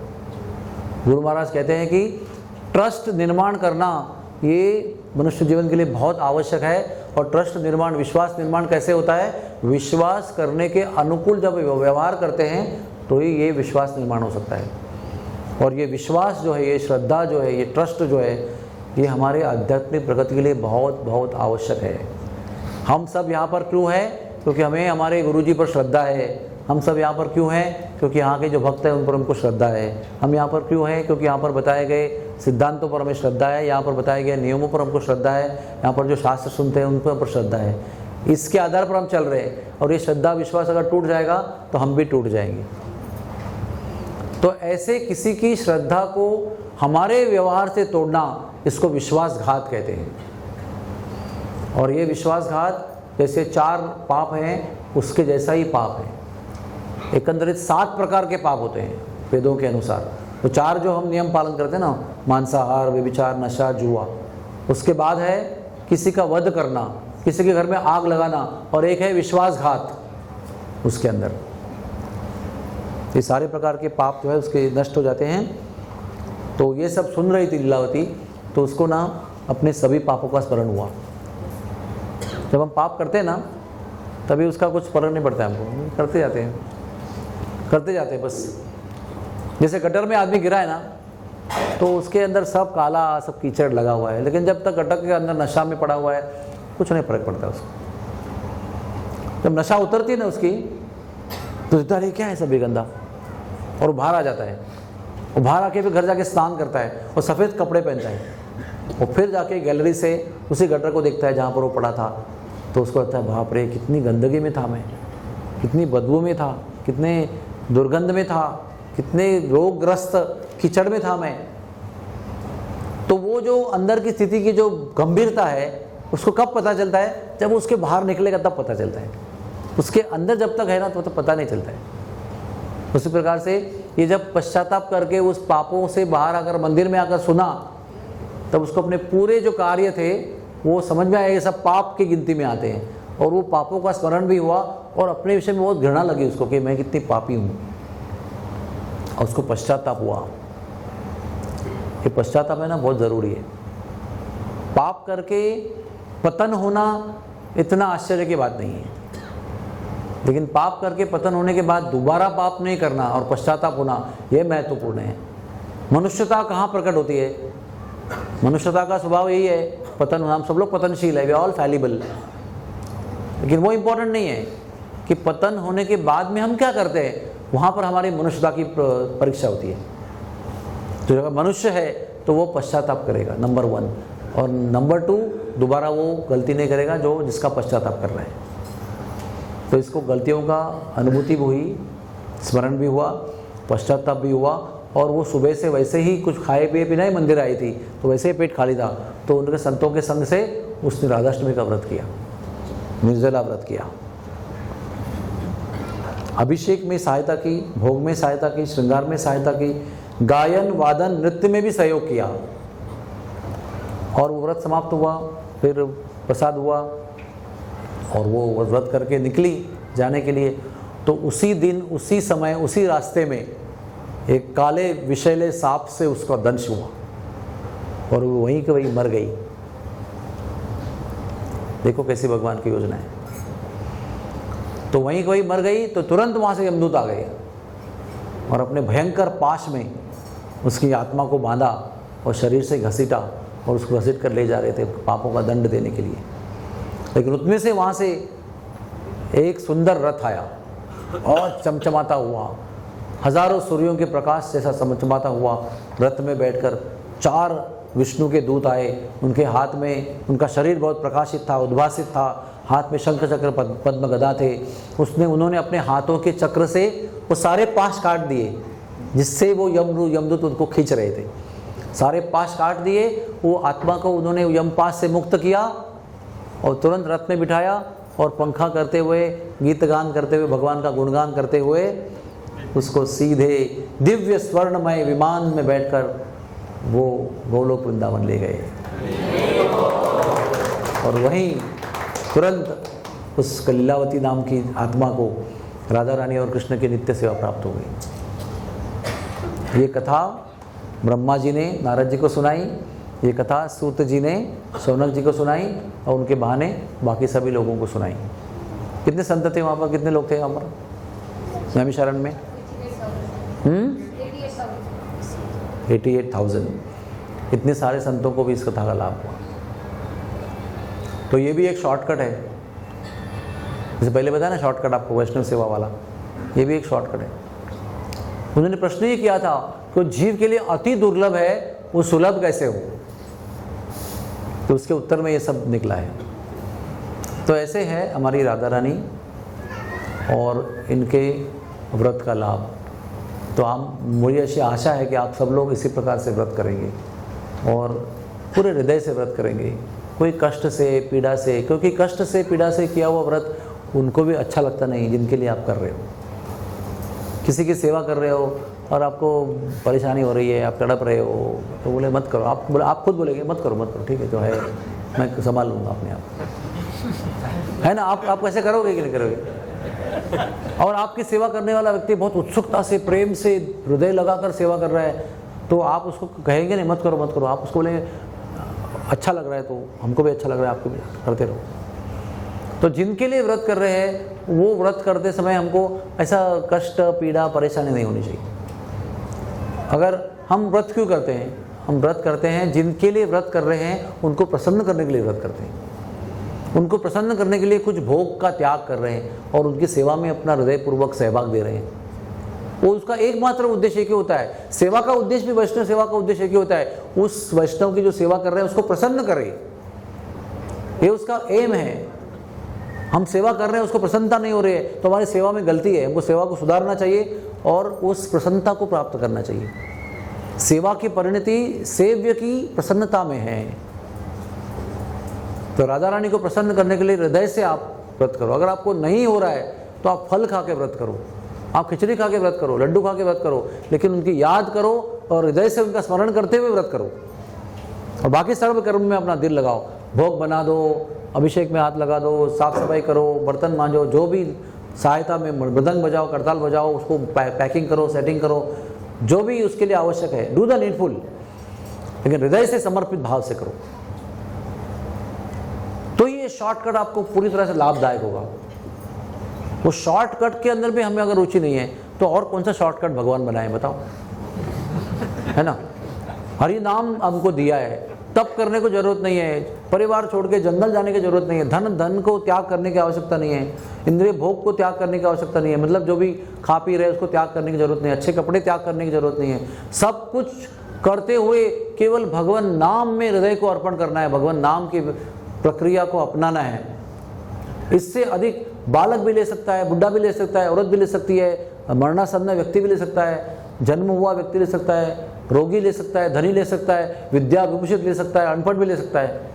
हर प्रकार के, हर अवस्था का व्यक्ति इस नाम का उच्चारण करके अपना जीवन धन्य कर सकता है। इससे अधिक भगवान और क्या डिस्काउंट दे हमको। लेकिन फिर भी डिस्काउंट आ ही रहे हैं, एक के बाद एक बार आते रहते हैं। वो सबसे आसान तरीका जो है उसमें भी रुचि उत्पन्न के लिए, ये लो वैष्णवों की सेवा करो, मैं एक चैनल बना देता हूँ, आप वैष्णव सेवा करो, यहाँ से आपको रुचि दे दूंगा मैं। ये कौन, किसने तय किया है? उन्होंने तय किया है, इसलिए वैष्णव सेवा में आपको रुचि प्राप्त हो रही है। नहीं तो बर्तन मांजते रहो, कुछ प्राप्ति नहीं होगा। वैष्णवों के कपड़े धोते रहो, बर्तन मांजते रहो, कुछ भी नहीं मिलेगा। लेकिन ऐसे करोगे तो ये मैं दूंगा, ये उन्होंने तय किया है। प्लीज अंडरस्टैंड, ये शॉर्टकट उन्होंने बनाया है कि इनकी सेवा करो या मैं यहाँ से रुचि दे दूंगा आपको। फिर अभी बता रहे हैं पद्म पुराण में, राधाष्टमी का व्रत करो। एक व्रत महिमा न जानते हुए करने से भी, एक ही व्रत एक जीवन में गोलोक धाम में कौमा राधा कृष्ण की नित्य सेवा 2, नंबर 1 नंबर 2 ये दोनों प्राप्त हो सकता है। तो हम कहेंगे क्या बकवास कर रहे हैं, ऐसा हो सकता है क्या? कितना हम लोग इतना साल से कर रहे हैं। लेकिन अगर जो बात पद्म पुराण में व्यास देव जी द्वारा संकलित है, कही गई हुई है हमारे कल्याण के लिए, तो श्रद्धा रख के करते हैं तो व्यास देव जी का ये उत्तरदायित्व है कि हमारी श्रद्धा को फल देना। अगर व्यास देव जी कुछ बोल रहे हैं और उन पर श्रद्धा रख के हम कुछ कर रहे हैं तो उसका फल देना उनका उत्तरदायित्व है। और वे बड़े महान जीव है, वो महान जीव है, वो साधारण जीव नहीं है। वो ऐसे ही कुछ बात नहीं करते हैं बिना मतलब की और बिना सब्सटेंस की। तो ऐसे ये सर्वतोपरि प्रेम का मूर्तिमान स्वरूप राधा रानी का कल जन्मदिन है, भाद्रपद शुक्ला अष्टमी का दिन। हाँ, तो किसी शास्त्र के अनुसार उनका जन्म मध्याह्न में हुआ था, लेकिन ब्रजवासियों के शास्त्र के अनुसार उनका जन्म भोर के समय ब्रह्म मुहूर्त में हुआ था। तो उसकी सारी कथा हम कल करेंगे सुबह शाम। तो सारांश में इतना समझना ज़रूरी है कि ये सब कथा सुनने में, कहने में हम किसी भी प्रकार से योग्य नहीं हैं। फिर भी संत जनों की, वैष्णव जनों की असीम कृपा से हमें ये सब भाग्य प्राप्त हो रहा है कि हम इनके विषय में परिचित भी हैं। तो कितने ऐसे लोग हैं जो श्रद्धालु हैं, भगवान पर श्रद्धा रखते हैं, लेकिन राधा रानी के विषय में उनको जानकारी भी नहीं है। बरसाना और राधा ये शब्द और ये स्थान उनको पता ही नहीं है। उनको ये भी पता नहीं है कि केवल कृष्ण का पूजन करना ये कृष्ण भक्ति का ही अपमान है।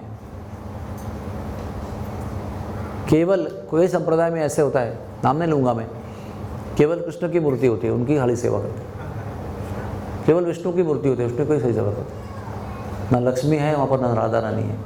लेकिन राधा के बिना कितने भी समर्पण भावना से अगर कृष्ण की सेवा करेंगे तो सब व्यर्थ हो जाते। कहते कि वॉइड है, वॉइड यानी एम्प्टी है, खाली है पूरा, वो बौखला है। मतलब क्या, ट्री को क्या बोलते हैं, अंदर से खोखला है, खोखला, अंदर कुछ नहीं, खाली ढांचा है बस, नो सब्सटेंस इनसाइड, खाली पात्र है वो।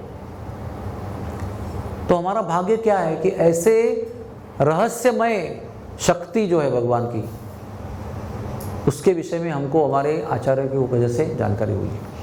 क्योंकि वो जो रसिक भक्त हैं, रसिक शिरोमणि जो है, वो सब हमारे आचार्य के रूप में जन्म लिए हुए हैं, हमारे संप्रदाय में जुड़े हुए हैं। उनका हमारा दीक्षा के माध्यम से संपर्क हुआ है, इसलिए उनकी कृपा हम तक भी पहुंचती है। और इसके विषय से, इसलिए इसके कारण हमें वो विषय के विषय में हमारे परिचय हो रहा है, वो विषय के प्रति। और परिचय होता तो क्या होता, जानकारी बढ़ती कि ना। अभी आपका हमारा परिचय हो गया, फिर हम जानते हैं कि आप किसके पुत्र हो, कहाँ से आए हो, क्या कर रहे हो, कितने पढ़े लिखे हो, क्या उम्र है आपकी, क्या आपको तकलीफ है, क्या नहीं है, सब कुछ पता चलता है। परिचय ये शुरुआत है विषय के बारे में जानकारी करने की। तो परिचय होना भी पर्याप्त है, क्योंकि परिचय हमें आगे बढ़ाएगा और भगवान के विषय में कोई जानकारी कराएगा, भगवान के विषय में प्रेम बढ़ाएगा, आसक्ति बढ़ाएगा। ऐसा ही विषय है ये। राधाष्टमी, गोकुलाष्टमी, बलराम जयंती, नरसिम्हा जयंती, ये माधव तिथि क्यों बताया गया है? क्योंकि इन तिथियों का पालन करने से माधव के प्रति प्रीति बढ़ जाती है। क्या है वो ठाकुर भक्तिवेदांत का वाक्य क्या है? माधव तिथि भक्ति जननी जतने पालन करे। जतने का मतलब क्या है? प्रयत्न पूर्वक पालन करूंगा मैं। और ये सारी माधव तिथि के भी वर्गीकरण में आता है। All this are called Madhav tithis. और इनका व्रत पालन करना प्रयत्न पूर्वक, ये हमारे जीवन का आनंद का स्रोत होना चाहिए, आनंद का विषय होना चाहिए। To follow the vrat of this Madhav tithi should be the source of our pleasure when our life is successful. Hare Krishna Krishna Krishna Hare Hare, Hare Ram Ram Ram Hare Hare. कोई प्रश्न वगैरह लेना है क्या? कोई प्रश्न है तो पूछ लो।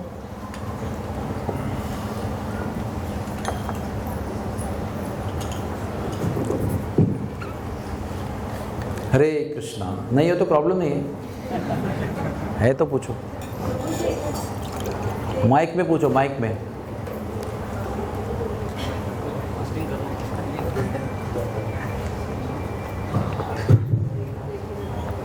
हरे कृष्णा। आपण राधाष्टकम म्हणूनही करू शकतो ना प्रभूजी सेवा? बता रहा हूँ, देखो मैंने क्या क्या बताया था। वो संत लोग जो भी लीलावती मंदिर में गई, अभिषेक, ऐका ना, अभिषेक, श्रृंगार, भोग, वाद्य, नृत्य, गायन, स्तोत्र गायन। स्तोत्र में आ गया ना राधाष्टमी, राधिकाष्टम आ गया, राधिकास्तव आ गया, राधे जय जय माधव दोईते वो भी आ गया, कंचनाम कुमकुमाब्ज काम वो भी आ गया, राधिका स्तव आ गया, राधिका अष्टम आ गया, राधिका स्तोत्र आ गया, राधा कृपा कटाक्ष आ गया, कदा करिष्यसि हमाम कृपा कटाक्ष भाजनम वो भी आ गया। वो सब करना चाहिए। और कोई प्रश्न है? Okay, thank you very much. Radha Rani की कृष्णा। कल सुबह हम